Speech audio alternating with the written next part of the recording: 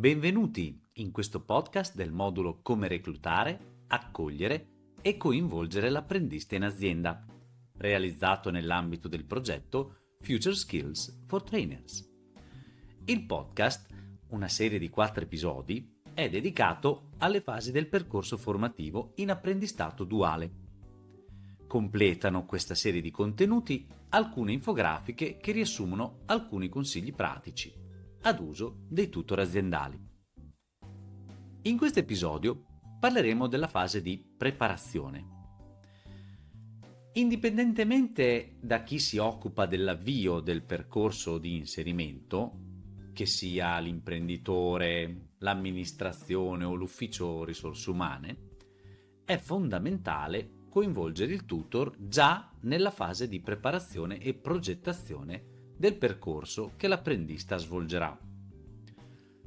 In generale, conviene raccogliere in anticipo le aspettative dell'azienda, del responsabile e dei colleghi che si troveranno a lavorare fianco a fianco con l'apprendista.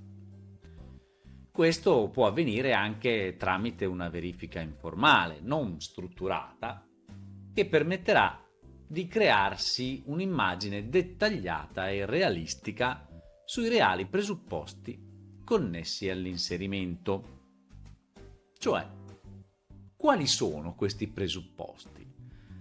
Farsi un'idea sull'impatto che l'inserimento dell'apprendista potrà avere sul clima, sulla squadra di lavoro, sul carico di lavoro, eccetera, eccetera, eccetera. Può inoltre essere utile per la progettazione del percorso di apprendimento, ma anche sul lavoro.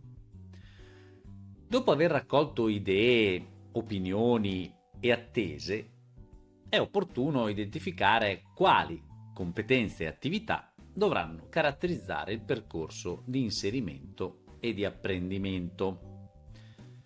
Le competenze possono essere considerati gli obiettivi del percorso di apprendimento e nel loro insieme possono anche prefigurare le componenti di una qualificazione professionale a cui fare eventualmente riferimento.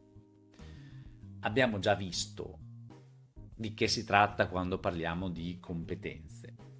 In questa fase si tratta quindi di stabilire gli obiettivi in termini di competenze da sviluppare e verificare, di quali attività l'apprendista neo inserito si dovrà occupare, quali compiti dovrà svolgere, specificando le modalità, come, i colleghi, con chi e i tempi, durata.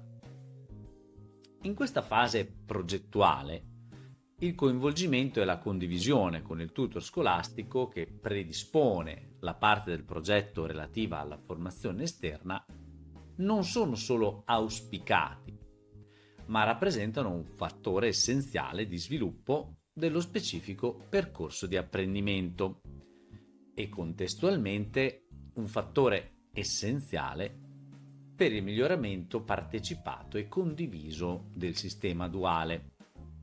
Quindi, in questa fase di preparazione, un aspetto essenziale è proprio quello del dialogo, della collaborazione, dell'interazione tra chi si occupa di questo percorso di apprendimento. Vediamo quali azioni sono necessarie in questa fase. Nella fase di preparazione all'ingresso dell'apprendista è utile svolgere le seguenti azioni. Per prima cosa, raccogliere e formalizzare le aspettative dell'azienda e dei colleghi che si troveranno a lavorare fianco a fianco con l'apprendista. Poi sarà necessario identificare le competenze da sviluppare e le attività che l'apprendista dovrà svolgere. Inoltre, sarà necessario progettare il percorso di apprendimento sul lavoro anche con il confronto con gli istituti, le agenzie che rappresentano il sistema di istruzione e formazione professionale. Infine, occorre verificare e o predisporre l'ambiente fisico, sociale e anche organizzativo nel quale l'attività si dovrà svolgere. Grazie per l'attenzione e al prossimo episodio.